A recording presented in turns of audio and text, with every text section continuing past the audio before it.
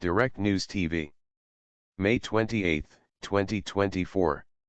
U.S. says Gaza pier being repaired as aid groups urge more consistent routes. The U.S. Department of Defense has said a recently installed pier to bring aid deliveries into the Gaza Strip will be temporarily removed for repairs, after a section of the span was damaged in bad weather. Pentagon spokeswoman Sabrina Singh said on Tuesday afternoon that deliveries of humanitarian aid to the coastal Palestinian enclave by sea would be suspended as repairs are carried out to the so-called Trident Pier.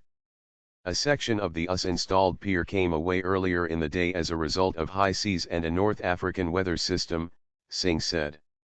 The rebuilding and repairing of the pier will take at least over a week, and, following completion, will need to be re-anchored to the coast of Gaza, she told reporters during a news briefing. Thus, upon completion of the pier repair and reassembly, the intention is to re-anchor the temporary pier to the coast of Gaza and resume humanitarian aid to the people who need it most. The announcement came as 20 humanitarian groups warned that even with the pier, aid deliveries to and within Gaza remain woefully inadequate as Israel's bombardment and siege on the territory nears its 8th month. Israel's siege on the enclave has led to shortages of food, water, fuel, medicine, and other supplies, and spurred warnings from United Nations officials that famine is setting in. On Tuesday, the aid organizations, including Amnesty International, the Norwegian Refugee Council, and Doctors Without Borders, Médecins Sans Frontières, or MSF, said humanitarian access via land crossings into Gaza must be prioritized. As Israeli attacks intensify on Rafah, the unpredictable trickle of aid into Gaza has created a mirage of improved access while the humanitarian response is in reality on the verge of collapse, they said in a statement.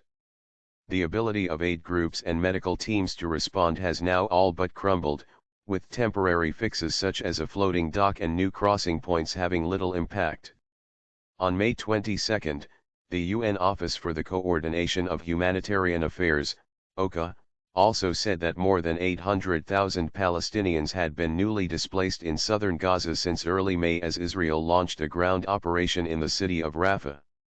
The Rafah crossing, one of the main entry points for humanitarian aid, has been shuttered since Israeli forces seized it on May 7, the humanitarian group said on Tuesday. They also added that some 2,000 aid trucks have been stuck in El Arish, Egypt, with food rotting and medicines expiring, as they await Israeli approval to enter Gaza. The Kerem Abu Salem crossing, which Israel calls the Kerem Shalom, has remained open, but commercial trucks have been prioritized. Aid agencies and human rights organizations continue to call for an immediate, sustained ceasefire to save and protect, and for consistent and predictable routes to bring aid into and across Gaza, the aid groups said. The US-built pier off the Gaza coast had been criticized since its inception, with rights advocates saying US President Joe Biden's administration should instead do more to pressure Israel to allow steady deliveries to enter by land.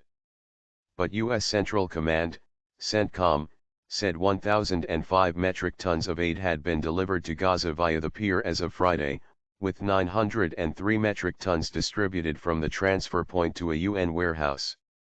While the $320 million pier opened just 2 weeks ago, it has faced several setbacks.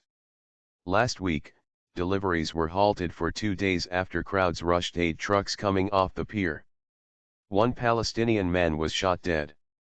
The U.S. military later worked with the UN and Israeli officials to chart a safer alternate route for the trucks, the Pentagon said on Friday.